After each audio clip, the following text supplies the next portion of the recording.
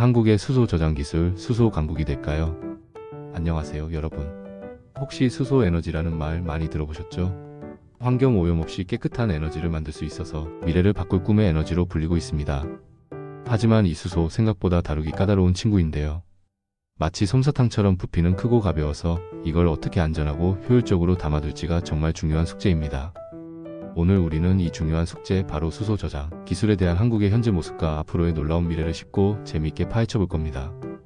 과연 한국은 수소 강국이 될 수 있을까요? 수소를 담는 방법은 크게 세 가지가 있습니다. 각각의 방식은 마치 다른 종류의 수소 그릇과 같아요. 첫 번째는 고압 압축 수소입니다. 이건 우리가 자전거 타이어에 바람을 꽉 채우는 것과 비슷해요. 수소를 아주 높은 압력으로 압축해서 특수 제작된 튼튼한 용기에 저장하는 방식이죠. 현재 수소차에 가장 많이 쓰이는 방법입니다. 구조가 간단하고 다루기 쉽다는 장점이 있지만 부피가 커서 많은 양을 담기 어렵고 안전관리가 매우 중요해요. 두 번째는 액화 수소입니다.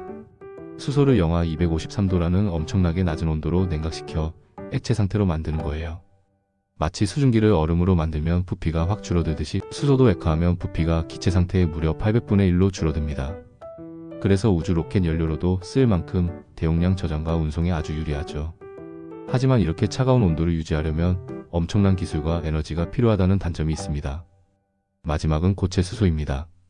이건 특정 고체 물질이 수소를 스펀지처럼 흡수하거나 화학적으로 결합해서 저장하는 방식이에요. 암모니아나 특수 금속 등이 대표적인데요. 이 방식은 수소를 아주 안전하게 보관할 수 있고, 특히 액체 상태로 수소를 운반할 수 있는 기술의 OHC은 기존 석유 운송 시스템을 활용할 수 있다는 큰 장점이 있습니다. 다만 수소를 다시 꺼내 쓰는 과정에서 에너지가 많이 들 수 있다는 점이 숙제입니다. 이처럼 각 저장 방식은 저마다의 장단점이 명확해요. 그래서 수소 경제의 다양한 필요에 맞춰 여러 기술을 함께 사용하는 하이브리드 전략이 중요합니다. 마치 상황에 따라 다른 옷을 입는 것처럼요. 그럼 우리나라는 이 수소 저장 기술 분야에서 얼마나 앞서 나가고 있을까요? 한국은 고압 기체 수소 저장 및 운송 기술에서 이미 세계적인 수준에 도달했습니다. 특히 이치나이솔루스는 현대자동차 넥소 수소차에 들어가는 수소 탱크를 3만 대 이상 공급하며 이 분야를 선도하고 있어요. 700바의 높은 압력을 견디는 초경량 복합 소재 기술로 안전성과 경량화를 동시에 잡았죠. 마치 세계에서 가장 튼튼하고 가벼운 풍선을 만드는 기술을 가진 셈입니다. 또한 수소 운송량을 획기적으로 늘린 타입4 튜브 트레일러를 국내 최초로 상용화하며 운송 비용 절감에도 기여하고 있습니다. 효성중공업도 수소 저장 용기의 핵심 소재를 공급하며 기술 발전에 힘쓰고 있습니다.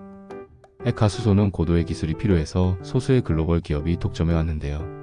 하지만 한국도 이 분야에 도전장을 내밀었습니다.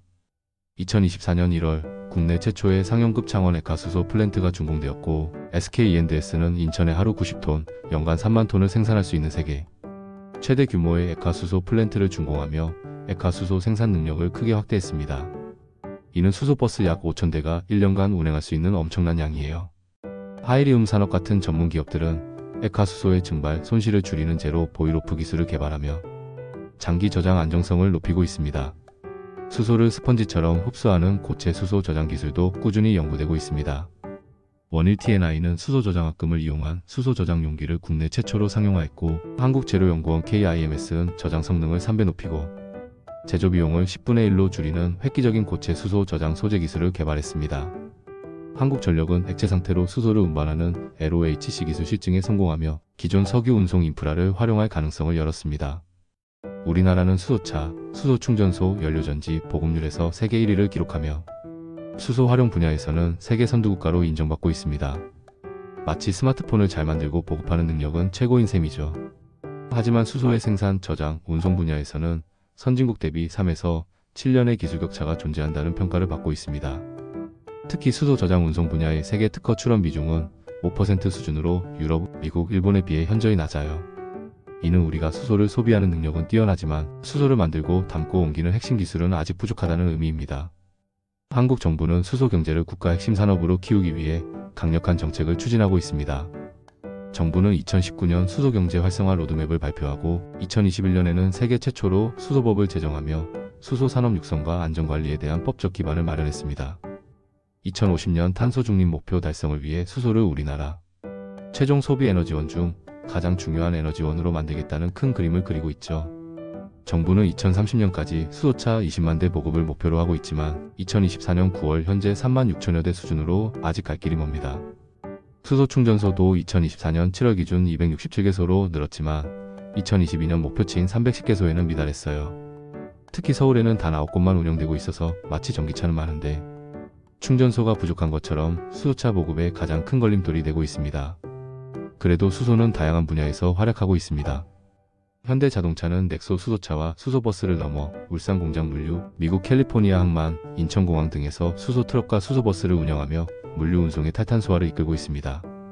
산업 분야에서는 충남 서산에 세계 최대 규모의 수소 연료전지 발전소가 운영 중이고 전주 군청사처럼 공공기관에도 수소 연료전지가 설치되어 친환경 전기를 공급하고 있습니다. 울산, 전주, 평택 등 여러 지자체에서는 수소도시를 조성하며 도시 전체를 수소에너지로 움직이는 미래를 꿈꾸고 있습니다. 한국의 수소 경제는 민간 기업의 적극적인 투자와 정부의 강력한 지원이 시너지를 내며 추진되고 있습니다. SK 현대차, 포스코 등 국내 주요 기업들은 총 43조 원 규모의 투자 계획을 발표하며 수소 산업의 민간 동력을 이끌고 있죠. 정부도 수소에너지 혁신기술 개발 사업을 통해 2019년부터 2023년까지 약 486억 원을 지원했고 2025년에는 개 수소 분야 R&D 사업에 역대 최대 규모인 555억 원 이상을 투입할 계획입니다. 또한 규제 샌드박스 제도를 통해 새로운 수소 기술의 실증을 적극 지원하고 강원도에는 3천억 원 이상이 투입되는 수소 저장 운송 클러스터를 구축하여 수소 공급망을 완성할 예정입니다. 하지만 한국의 수소 저장 기술과 산업화가 순항하기 위해서는 아직 해결해야 할 중요한 숙제들이 남아 있습니다. 수소는 인화성이 높아 폭발 위험이 있다는 대중의 인식이 여전히 존재합니다. 이는 수소차 보급과 충전소 확충에 큰 걸림돌이 되죠. 정부는 수소법을 통해 안전관리를 강화하고 수소 저장 운송 클러스터의 안전성 시험센터를 조성하는 등 기술적인 안전성 강화에 힘쓰고 있습니다. 하지만 기술적인 노력과 함께 수소에 대한 오해를 해소하고 대중의 신뢰를 얻는 것이 무엇보다 중요합니다. 수소 에너지의 경제성은 상용화의 핵심 과제입니다. 현재 국내 수소의 95%는 이산화탄소를 배출하는 그레이 수소이고 친환경적인 그린 수소는 생산 비용이 kg당 6,000원으로 기존 화석 연료보다 비쌉니다. 이 높은 비용은 수소차 가격과 충전 비용 상승으로 이어져 소비자들에게 부담을 주고 있죠. 정부는 2040년까지 수소 가격을 kg당 3,000원으로 낮추는 것을 목표로 생산 효율 향상과 저장 운송 비용 절감을 위한 기술 개발에 집중하고 있습니다. 수소 충전소는 수소차 보급의 핵심인데 아직 그 수가 턱없이 부족합니다. 특히 서울 같은 대도시에서는 충전소를 찾기 어렵고 충전소들이 만성적인 적자에 시달리는 문제도 있습니다. 정부는 2030년까지 수소 충전소 660기를 구축하겠다는 목표를 세우고 재정 지원과 함께 민간 기업의 참여를 늘리기 위한 노력을 기울여야 합니다.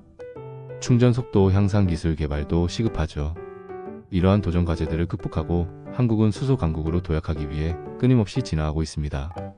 미래 수소 저장 기술은 효율성, 안전성, 경제성을 동시에 잡기 위한 융복합적인 방향으로 나아갈 겁니다. 더 가볍고 효율적인 수소 저장 재료를 개발하기 위해 AI와 나노 소재 기술이 적극적으로 활용될 거예요.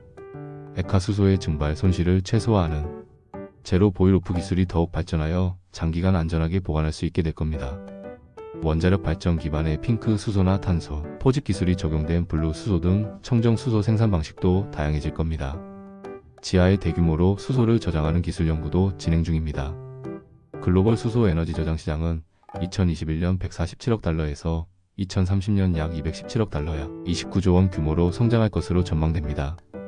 특히 액체 핵산 기술이 상용화되면 수소 운송 시장은 2050년 약 5,660억 달러야 754조 원 규모로 비약적으로 성장할 것으로 예상됩니다.